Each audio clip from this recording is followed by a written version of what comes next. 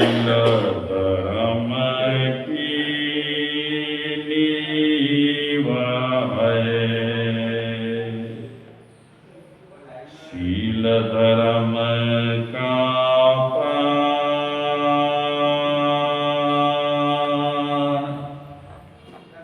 शील धर्म का पार, बिना शील धारण किए, बिना शील धारण किए, न समाधि न ज्ञान, न समाधि न ज्ञान।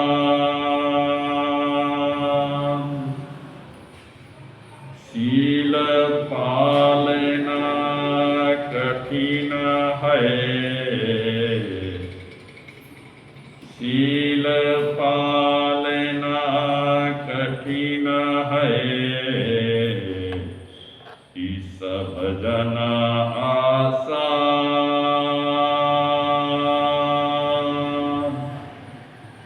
इस भजन आसान। शील छोड़ ईश्वर भजे, शील छोड़ ईश्वर भजे। कितने जन नादान, कितने जन नादान। 100 वर्षों की जिंदगी, 100 वर्षों की जिंदगी, बिना शील लिखो।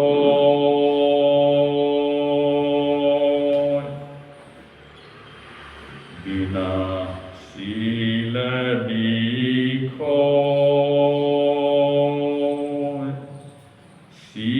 शीलवान का एक दिन,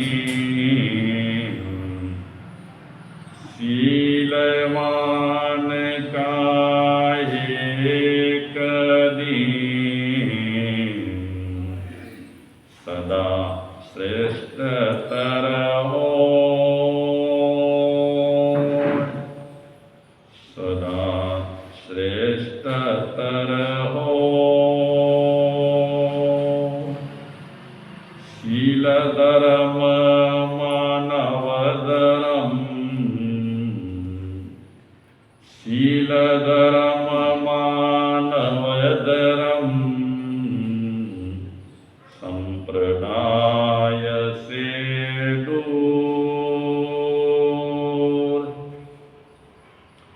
संप्रदाय से दूर। निज हित परहित सर्वहि, निज हित परहित सर्वहि। मंगल से भरपूर, मंगल से भरपूर। आत्मीय श्रोताजनों नमस्कार।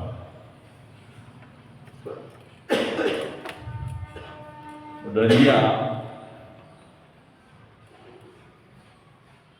બધા માટે અલગ અલગ હોય છે.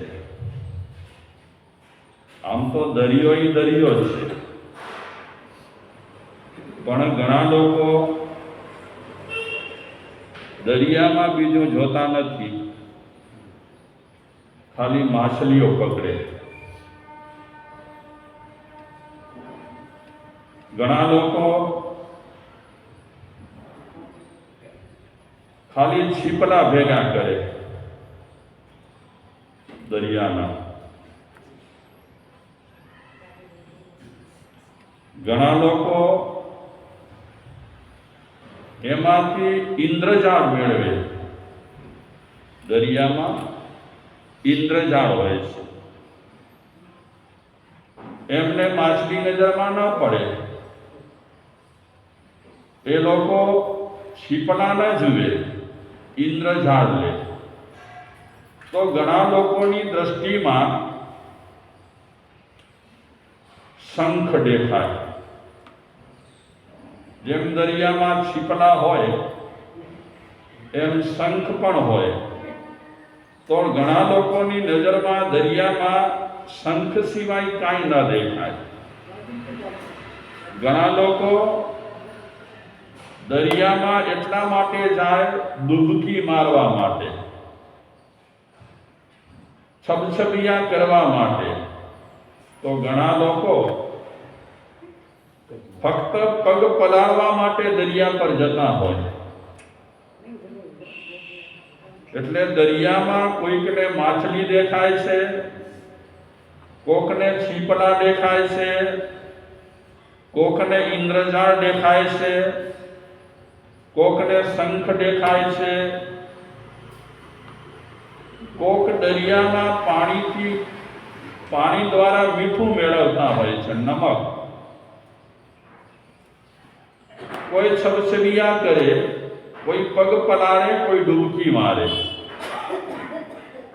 પણ એવા ઓછા લોકો રહેલા હોય છે કે દરિયામાં માછલીને પણ ન જુએ, શંખને પણ ન જુએ, ઇન્દ્રજાળને પણ ન જુએ, છીપલા કોડાને પણ ન જુએ.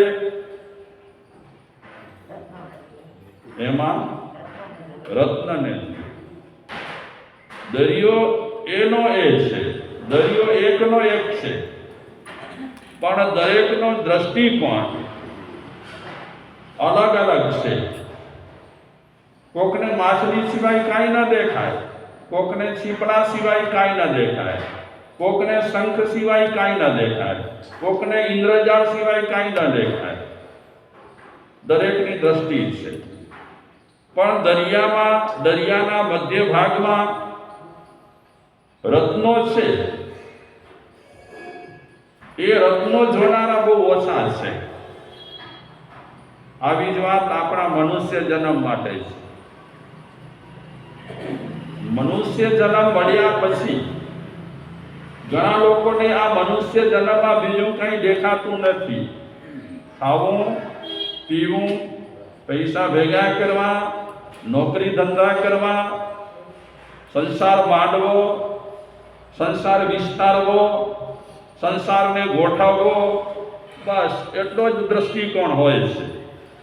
પણ મનુષ્ય જન્મ મળ્યા પછી કોઈક વિરલ લોકો રહેલા હોય છે કે આ મનુષ્ય જન્મ દ્વારા રત્ન મેળવતા હોય છે. કારણ કે દરિયામાં આમને આમ રત્ન મળતા નથી. માઈ પડ્યા તે મહાસુખ માણે, દેખણ હારા દાજે જોને, હરિનો માર્ગ છે સુરાનો, નહીં કાયરનું કામ જોને. તો જે રીતે દરિયામાં રત્નો ખપતા હોય તો ક્યાં ડૂબકી મારવી પડે? કિનારા પર ડૂબકી મારવાથી કાંઈ રત્નો ન મળે. કિનારા પર ડૂબકી મારવાથી કેવલ છીપલા મળે, માછલા મળે, બીજું કાંઈ ન મળે. પણ એને દરિયામાં મધદરિયે જવું પડે.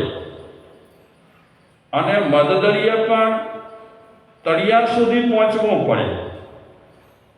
ત્યારે માન રતન મળે પણ ખરા, ન પણ મળે, મુઠ્ઠી ભરે. એમાંથી રતન કદાચ નસીબમાં હોય તો એકાદ મળે, બાકી બધા શું મળે? બધું શું હોય? દરિયાનો કચરો હોય. તો આ મનુષ્ય જન્મ છે દરિયા જેવું છે. આપણો દ્રષ્ટિકોણ કેવો છે, આપણે શું લેવા માંગીએ છીએ એના પર આધાર છે. સામાન્ય વસ્તુ પણ આ મનુષ્ય જન્મ દ્વારા આપણે મેળવી શકીએ છીએ, મેળવાય છે. અને અસામાન્ય વસ્તુ પણ આ મનુષ્ય દ્વારા મેળવાય છે. રતન લેવા હોય આ મનુષ્ય જન્મ દ્વારા તો મરજીવા થવું પડે. જ્યાં સુધી આપણે મરજીવા ન થઈએ ત્યાં સુધી રતન ન મળે. તો રતન મેળવવા માટે ઘણા લોકો મરજીવા થયા, અને જે લોકો મરજીવા થયા એમણે ઘણી સુવિધાઓનો ત્યાગ કર્યો, ઘણી વસ્તુઓનો ત્યાગ કર્યો, અને ત્યાગ કર્યા પછી એ લોકો આ મનુષ્ય જન્મ દ્વારા રતન મેળવી શક્યા.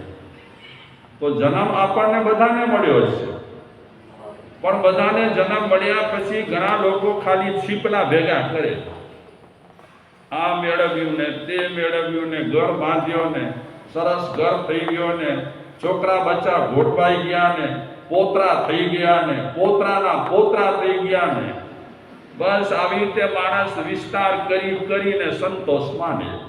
અમારા છોકરા બહુ પૈસાદાર છે ને ઘણું કમાય છે ને લાખો રૂપિયાની ઉપજ છે ને.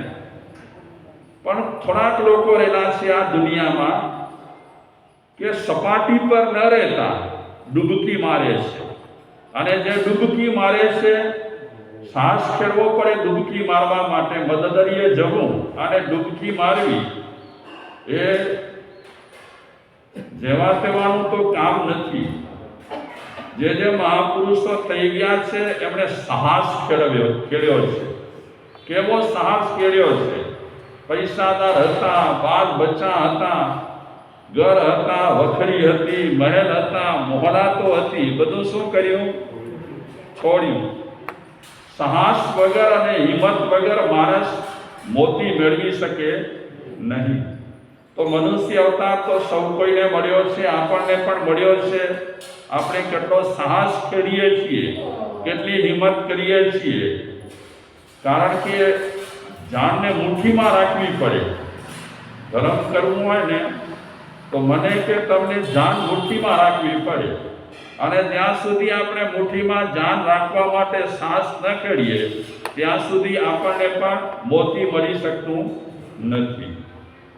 આ વાત હું એટલા માટે કરું છું કે મહાપુરુષોએ આપણને વ્યવસ્થા બતાવી છે, અને વ્યવસ્થામાં 18 પાપસ્થાનકની વાત કરી છે કે તમારે સાહસ ખેડવો પડશે, આમાં હિંમત કરવી પડશે. શેનો ત્યાગ કરવા માટે? શેનો ત્યાગ? 18 પાપસ્થાનકનો ત્યાગ કરવા માટે તમારે હિંમત દાખવવી પડશે, સાહસ તો જબરદસ્ત કરવો પડશે, અને જાનને મુઠ્ઠીમાં પણ રાખવી પડશે. 18 પાપસ્થાનકનો ત્યાગ કરવો એ કાંઈ ઢીંગલા ઢીંગલીની રમત નથી. 18 પાપસ્થાનકના ત્યાગમાં વ્યક્તિની છાતી પણ મજબૂત ખપે અને વિચારો પણ મજબૂત ખપે, ત્યારે વ્યક્તિ 18 પાપસ્થાનકનો ત્યાગ કર્યો.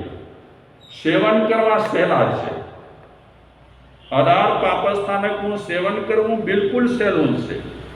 એમાં કાંઈ મજબૂત છાતીની જરૂર કદાચ ન પણ પડે, પણ 18 પાપસ્થાનકના ત્યાગ વખતે તો વ્યક્તિને જબરદસ્ત પુરુષાર્થ કરવો પડે. પુરુષાર્થ એટલો કરવો પડે, વીર્ય અને પરાક્રમ એટલું ફળવવું પડે, ત્યારે વ્યક્તિ 18 પાપસ્થાનકનો યા તો મહદ અંશે યા તો સદંતર રીતે એનો ત્યાગ કરે. જે ત્યાગ કરે છે તેને ધન્યવાદ છે. અત્યારે આપણે ચોથા પાપસ્થાનકની ચર્ચા કરીશું. ચોથા પાપસ્થાનકનું નામ છે મૈથુન. હવે આપણે પહેલેથી વાત કરીશું તો વાંધો નથી. પહેલો પ્રાણાતિપાત, બીજો મૃષાવાદ, ત્રીજો અદત્તાદાન અને ચોથો મૈથુન છે. તો જૈન શાસ્ત્રોમાં નહીં પણ અજૈન શાસ્ત્રોમાં પણ બ્રહ્મચર્યનો મહિમા તો બહુ ગાયો છે. મહાભારતમાં પણ બ્રહ્મચર્ય વિશે બહુ જ મહિમા બતાવ્યો છે. તો સર્વપ્રથમ આપણે જે કાવ્ય છે એ કાવ્યને યાદ કરીએ. એ કાવ્યમાં આ મૈથુન ત્યાગ માટે શું કહે છે એ વિચારીએ. જે ઇન્દ્રિયોને જીવનની ક્ષણ એક પણ સોંપાયના, મુજ આખું વિત્યું તે ઇન્દ્રિયોના સાથમાં. લાગે હવે શ્રી સ્થૂલી ભદ્રતનું સ્મરણ સોહાવણું,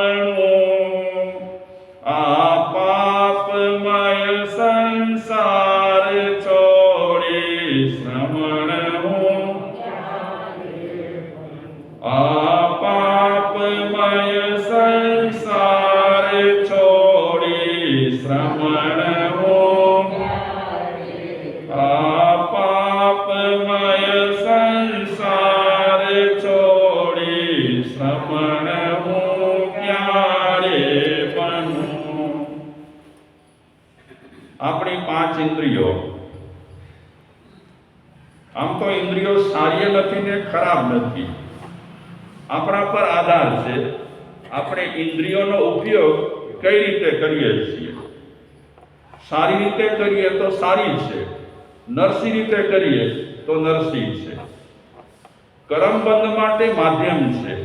આપણે જે કર્મબંધ કરી રહ્યા છીએ એમાં આપણી પાંચે પાંચ ઇન્દ્રિયો માધ્યમ છે.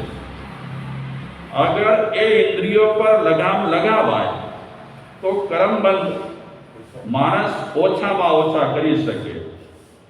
તો આપણે આ મનુષ્ય અવતાર મળ્યા પછી વધુ પ્રમાણમાં શું કરીએ છીએ કે ઇન્દ્રિયોને આપણે છૂટ મૂકી દીધી.